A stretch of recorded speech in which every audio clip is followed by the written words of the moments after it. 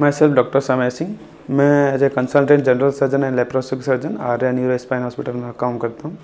हमारे पास जो भी जनरल सर्जन है उसके पास मैक्सिमम पेशेंट आते हैं, हर्निया वाले पेशेंट्स आते हैं, अपेंडिक्स के पेशेंट्स आते हैं, गॉल ब्लैडर स्टोन जो वाले पेशेंट्स आते हैं, वेरिकोज वेन के जो पेशेंट्स हैं वो आते हैं। इसके अलावा जो मेन ट्रॉमा जो पेशेंट्स होता है, जैसे हमारा hospital Arya neuro spine hospital जो है ये ट्रॉमा के लिए मेन है, क्योंकि यहाँ पर न्यूरो सर्जन, ऑर्थोपेडिक सर्जन और जनरल सर्जन 24/7 अवेलेबल है। तो ट्रॉमा में जो पेशेंट्स आते हैं वो रोड ट्रैफिक एक्सीडेंट के साथ आते हैं।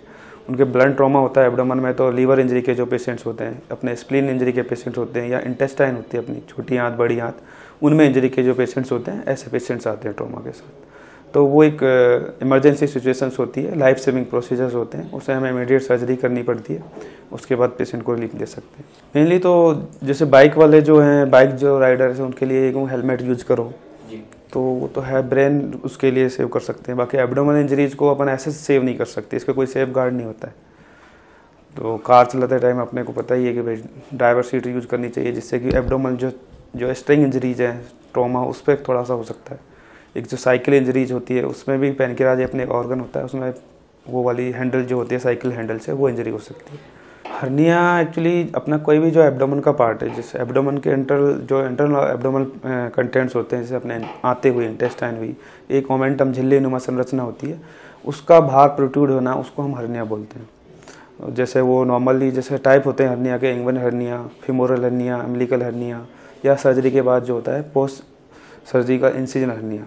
तो इसमें क्या होता है, कोई भी जैसे एब्डोमेन का पार्ट है, जैसे आते हैं वो बाहर आ जाती है, स्किन के अंदर आ जाती है, उस तरह के जो है उसको हम हर्निया बोलते हैं। नॉर्मल भाषा में ये समझ लो कि पेशेंट को जो है गांठ दिखाई देगी। जैसे नॉर्मली इंगवन हर्निया के पेशेंट आते हैं, इंगवन हर्निया में हमेशा जांघ के ऊपर पेशेंट को एक गांठ महसूस होगी, तो वो कहेगा मुझे खांसी होती है तो ज़्यादा गांठ फैल जाती है, या खड़ा होता हूँ तो बढ़ जाती है, या काम करता हूँ तो बढ़ जाती है, और कभी कभी वो है गांठ जो अंदर नहीं जाती, उसको बोलते हैं इरिड्यूसिबल हर्निया। वो एक इमरजेंसी कंडीशंस हो जाती है। तो ये हर्निया के टाइप होते हैं। हर्निया का एकमात्र ट्रीटमेंट है सर्जरी, इसके लिए कोई मेडिसिन लेने की ज़रूरत नहीं है आपको। तो रही बात सर्जरी कब करानी है आपको, तो जितनी जल्दी आपके सिम्टम्स आ रहे हैं, आपको एक बार पता चल गया मेरे यहाँ पे स्वेलिंग आ रखी है, और आपने कभी सोनोग्राफी कराई किसी सर्जन को दिखा के, तो तुरंत जितनी जल्दी आप सर्जरी कराओगे आपके लिए फ़ायदा है।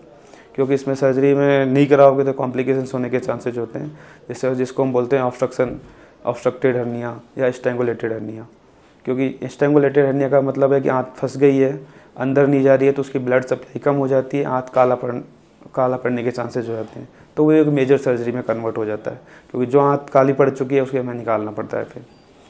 तो इसलिए हर्निया के पेशेंट को जितनी जल्दी डायग्नोज हो उतनी जल्दी उसको ऑपरेशन करा लेना चाहिए, और सर्जन यही सजेस्ट करता है उसको एज सुन एज पॉसिबल आप सर्जरी कराओ उसकी। रिकरेंस ऑफ हर्निया का वापस होने को बोलते हैं। जनरली आजकल वैसे होता नहीं है, क्योंकि जब से हम मैस वगैरह यूज करते हैं, हर्निया में मैस यूज होती है, उसके बाद रिकरेंसी के चांसेस लेस देन 1% होते हैं।